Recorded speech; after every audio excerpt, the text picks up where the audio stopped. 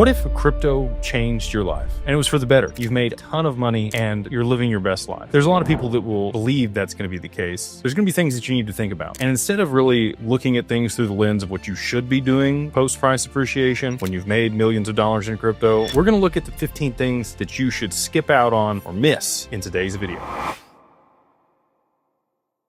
If you're watching this video, there's a good chance crypto has changed your life, or it's about to. And here's the truth most people won't tell you. Making money is easy compared to keeping it. I've watched people hit it big in crypto and lose everything in just a few years, not because they're dumb, but because they made a couple very predictable mistakes. The number one thing that you should not do is post it all over social media. Don't go out there and let everybody know that you've hit it big. The fastest way to lose peace and privacy and leverage is to tell everybody that you got rich. Don't tell anyone. You're going to call 3 people. You're going to call your attorney, you're going to call your CPA or your wealth manager, and you're going to call your spouse. And those are the 3 people that need to know. Outside of that, you need to stay silent. Rich is loud and flamboyant. People that are looking to preserve the wealth over the long term, they keep it quiet. The moment you broadcast it, you invite scammers and lawsuits and family drama and bad actors. You need to move quietly. And look, I'm not saying don't go out and spend some money. Obviously there will be signs, but the less obvious it is, the better, and the more low-key you can play it, the better you're going to be at avoiding some of the pitfalls that we're going to continue to talk about in this video. Number 2, don't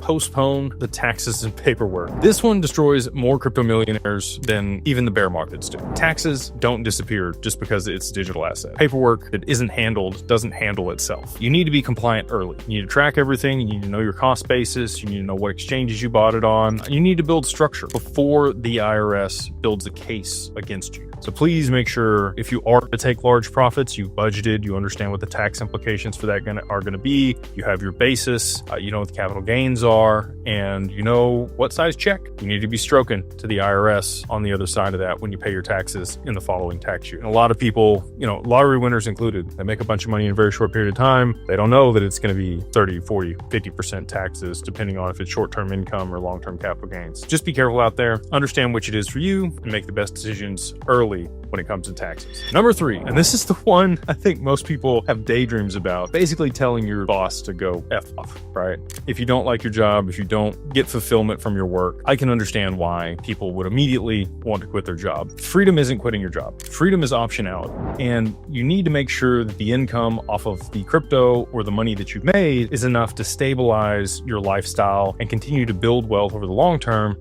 instead of making an emotional decision to just immediately quit your job. It might suck that you have to stick it out for a month, 2 months, 6 months, whatever it is, in order to make sure that everything is kosher and stabilized so that you can step away. But you have that optionality at any time. You don't have to be there anymore. And you might find that you actually enjoy some of the work that you do because it's no longer the stress of having daily bills and be living paycheck to paycheck. I think some of that would go a long way for people to stick it out just a little bit longer if you do hit it big in crypto or when you hit it big in crypto. Rash exits also create future failures most of the time. You also don't want to burn bridges, right? When you do quit, probably give a 2 weeks notice, allow them some time to replace you. You never know as things progress if you might want to do business with them later on. Number 4, don't give your spouse a reason for divorce. Money doesn't ruin marriages. Misalignment does. And sudden wealth amplifies everything. So if you already have an ego, if you have insecurity, if you have different visions for your life, you're probably gonna have to work through those things. And if you don't build unity and communication, the wealth that you've earned together will eventually get split 50-50. Now, I know that's not a fun topic. People talk about life-changing money. It's not really a game that I think most people should play. If you have a loving partner that has, put up with the sacrifices that you've made, even though they may have done that begrudgingly, and it may have caused frictions and tensions at times, I would highly recommend just getting aligned on the other side of price appreciation in crypto, having a sit down and understanding what their wants and needs are and making sure that you both are happy and you can use the wealth in ways to benefit both of your long-term visions. Number 5, don't upgrade anything before you upgrade your mind. This is a big one. If your mindset is still middle class, your spending will be too. And before upgrading your cars and your homes and the watches and your lifestyle, you need to upgrade your financial education and your advisors and likely your discipline. Wealth without wisdom just evaporates. You want to make sure that you have things structured the right way. You understand how to invest your capital in order to generate additional returns to supplement your lifestyle and replace your income before upgrading anything. Problem that many people have that make millions of dollars each year is lifestyle creep. They will, continue to just add more and more. They always spend as much as they make. Most millionaires or people that have sustainable wealth over the long term live on half or less than what they make for passive income. So if your bills all in every single year are $1 million, you need to be bringing home $2 million after taxes. And then, you can live that type of lifestyle. Until then, you probably want to be around the $500,000 mark if you're bringing home $1 million after taxes. I know that's a hard reality for a lot of people, especially if you do hit it big and you want to upgrade things, especially if you've sacrificed for an extended period of time in order to be able to get to that point. You probably have scraped and scrimped by and ate less and ate ramen and beans and put every dollar you could toward the crypto in order to get the opportunity. And on the other side of it, you want to enjoy life. You want to go enjoy some travel and fancy dinners and have nice things. And I get that, but you would do well to make sure that your cash flow off of the crypto and your investments far beyond or exceed the amount needed in order to keep up with that type of lifestyle. And I wouldn't increase your lifestyle until you've structured that and make sure with your financial advisors or whoever else you're working with that it's not going to be an issue over the long term. Number 6, and this one is what we think about, when it's trust fund kids. And it's not a fun subject, but it doesn't get talked about enough. Drugs, alcohol, and excess don't mix well with long-term wealth. I've seen fortunes lost to bad decisions made under the influence more so than market crashes. Clarity is a leverage, and you need to protect that. People talk about their health. You might go get your car checked for the oil on a regular basis or a tune-up. Most people don't look at their health markers, and they also indulge in things that they probably shouldn't. If you pick up certain habits, including drugs or alcohol in excess, oftentimes it is from lack of purpose or fulfillment in life, is what I've found personally. And once you have a purpose and you're driving towards something again, you don't want to participate in those things because you realize it takes your edge away. It takes your ability to grab that next gear and think through things critically in order to be able to achieve them far less likely if you are inhibited or your reaction time slower. And it also puts you in positions where you can make bad decisions that might lead to, further things down the road that will remove leverage that you have or benefits. If somebody, God forbid, you hurt someone driving, you just put yourself in situations that you don't need to be in. So ideally, if you are going to participate in alcohol or drugs, it's in a very controlled environment and on a very infrequent basis. I'm not advocating for any of that. I just know that people do it. My dad told me, if you're going to be stupid, be smart about it. Again, it's probably best that you just stay away from it altogether, especially if you have a type A personality, which is normally what it takes to get very wealthy. So probably the best choice is just to skip out on the drugs completely. Number 7,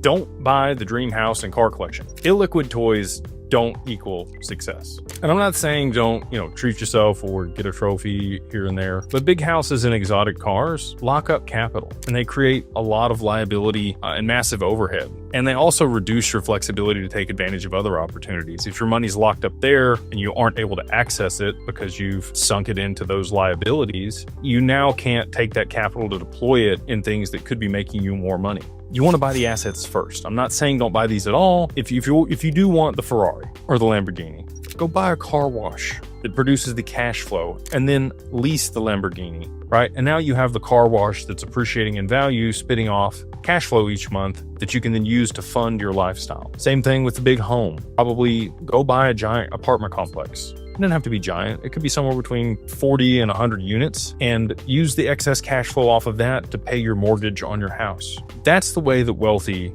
continue to grow and compound their assets while supplementing their lifestyle, is they buy the assets first. Number 8, don't get into legal trouble. So we just talked about, potentially drinking and driving. Don't want to do that. Wealth is going to attract scrutiny.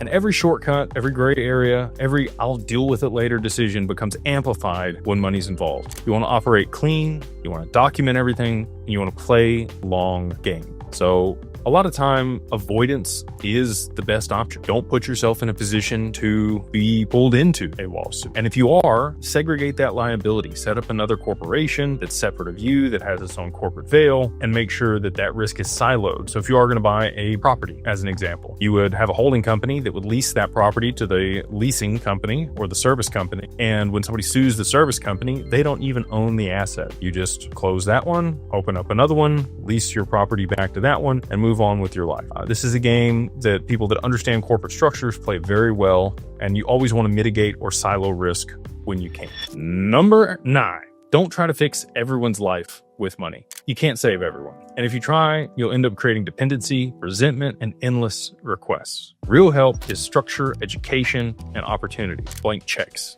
Teaching people how to fish is much better than giving them the fish. I'm sure many people have heard that. If you can structure and guidance around things, and also you want to have a family board or a financial committee that's going to help make investment decisions, or a trustee that's going to help you dole out capital in the most effective manner. And also, if you structured it through complex trust structures, you probably have some advisors and other people like a trust protector and a distribution trustee that can mitigate creditor risk if somebody were to come after you in the lawsuit, like we talked about at the last point. But when it comes to your friends and your family, you're going to get requests. People are going to find out that you've done well, and they're going to come to you and ask for some funds. You just need a system and a process for that. You need documentation. They need to provide you with a pro forma and a data room, just like any other company would. Or there needs to be a hard collateral asset that you're going to be, lending them the money to purchase, and they're the operator, and you have ability to, reclaim that asset if something goes poorly. Real estate, a real business,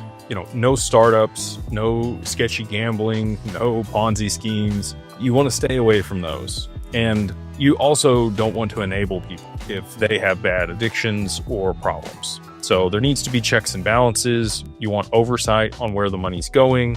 Ideally, you're reviewing your accounts on a daily basis. And if not a daily basis, a weekly basis with your CPA or your accountant, just to verify where funds are being spent. If there's any, missing funds, you've caught it early, and you can make sure that everything's going the right way. And again, you have structure in place for how you're going to be allocating to people's education and the other things that you might supplement for your loan. Number 10, don't assume you'll